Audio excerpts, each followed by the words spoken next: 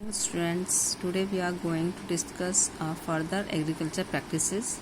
Last class के अंदर अपन ने डिस्कस किए थे sowing of seed in the soil. उसमें डिफरेंट मेथड्स लिए थे by using seed drills. Seed को सॉइल के अंदर ग्रो किया जाता है एट पर्टिकुलर डिस्टेंस ताकि they can get proper amount of nutrients and sunlight for their growth. Next step after sowing seeds in the soil is adding manure and fertilizers. Why there is a requirement of adding manure and fertilizers? क्यों? Because continuous growing of crops, अगर उसको रोके पूरा time उस field के अंदर crop की growth से सॉइल का जो न्यूट्रिएंट्स है वो लॉस हो जाते हैं. So the farmer needs to replenish the soil and they required manure and fertilizers. So what are manure and fertilizers? Actually they are the substances which are added to the soil for healthy growth of crop. It is required to replenish the soil with nutrients. Different nutrients जो की कमी हो जाती है continuous growing of crops, इससे इसको replenish करने के लिए दोबारा से इसके अंदर न्यूट्रिएंट्स निकालने के लिए farmer requires manure and fertilizers. तो मैन्योर और फर्टिलाइजर्स में डिफरेंस क्या होगा? ऑब्वियसली मैन्योर ऑर्गेनिक सब्सटेंस है. ऑर्गेनिक है means they are obtained from decomposition of plant और एनिमल वेस्ट. एंड फार्मर्स इनको एक खड्डा खोद के उसके अंदर डाल देते हैं. अपन पढ़ के आ चुके हैं प्रीवियस क्लास में, like vermicomposting. And manures are use to improve soil texture. It also increases humus to the soil. Organic हैं इसलिए they are not harmful. While fertilizers, they are inorganic salts, chemical substance हैं produced in factories. Examples हैं इनके urea, ammonium, sulphate, potash, nitrogen, phosphorus and potassium called NPK. ये भी soil को nutrient provide करते हैं बट इनऑर्गेनिक हैं. तो excessive use of fertilizers makes soil less fertile and also causes a water pollution. इसके अलावा नेक्स्ट मेथड जो है रिप्लेनिशमेंट का, it is through crop rotation. Crop rotation by using different crops or growing different crops alternately. Like अपन पढ़ के आ चुके हैं. एक एग्जाम्पल ले रहे हैं इसका, rhizobium bacteria which is present in the roots of leguminous plants.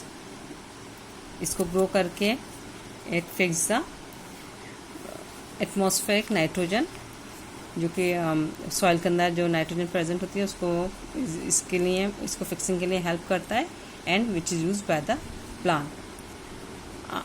ये तो हो गया अपन का रिप्लेनिशमेंट ऑफ सॉइल. सॉइल की वापस न्यूट्रिएंट्स को रिप्लेनिश करना, सॉइल को वापस इस लायक बनाना ताकि वो प्रॉपर ग्रो कर सके क्रॉप्स वहाँ पर. Next after this adding of manure and fertilizers, there is next step is irrigation. Irrigation it is the process of supplying the water to the crops at particular intervals. एक time period के अंदर water की supply, and obviously it varies from crop to crop, season to season and soil to soil. Means like in summer seasons अपन को water supply crops को ज़्यादा देनी पड़ेगी बिकॉज इसके अंदर हाई रेट ऑफ ट्रांसपिरेशन रहती है. गर्मी के अंदर वाटर की रिक्वायरमेंट ज़्यादा होती है प्लांट्स को rather than in monsoon or rainy season. Sources of irrigation, there are also different sources of irrigations are from where we can get the water: wells, tube wells, ponds, lake, river, dams and canals. These are the sources from where we can get the water. Now there are different methods of irrigation also. Two methods, obviously. One, traditional method. Traditional था, old time से इस्तेमाल में हो रहा है. Means it requires cattle और human labour to irrigate the field. Modern techniques, modern methods ज़्यादा efficient होते हैं, मोर इकोनॉमिकली वाटर को यूज़ करते हैं। ये मॉडर्न टेक्निक्स हैं। तो सबसे पहले अपन लेंगे ट्रेडिशनल मेथड। ट्रेडिशनल मेथड के अंदर there are some methods like pulley system और मोट, जिसको कहते हैं, in which a pulley is required to draw water from well. और फिर एक ह्यूमन लेबर, एक इंसान की ज़रूरत होती थी जो कि इस पानी को निकाल के वो उस प्रॉपर प्लेस तक पहुंचा सके।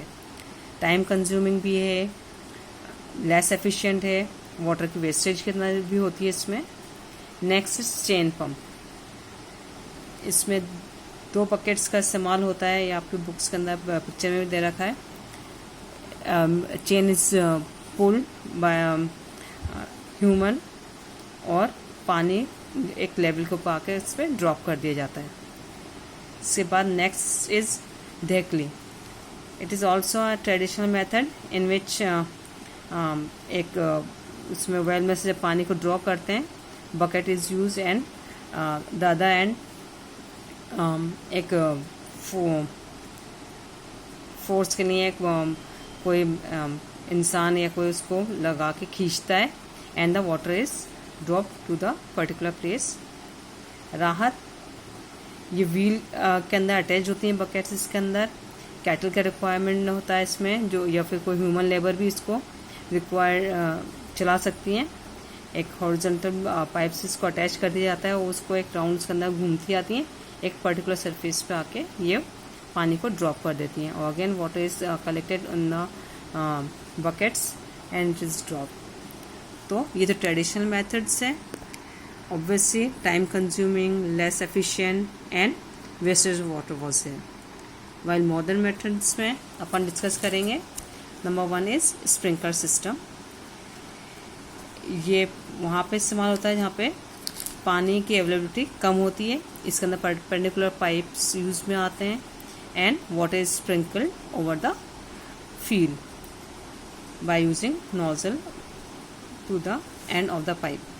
ड्रिप इरिगेशन सबसे एफिशिएंट मेथड है वाटर सप्लाई करने का, modern method in which the connection of pipes जब उसमें अटैच कर दिए जाते हैं, उसमें इन पाइप्स के अंदर एक होल होते हैं जो कि रूट को water drip by drip provide करते हैं। तो सबसे एफिशिएंट है, वेस्टेज ऑफ वाटर भी नहीं होती है इसमें। That's all for today. Next topic will take in our next class. Thank you so much.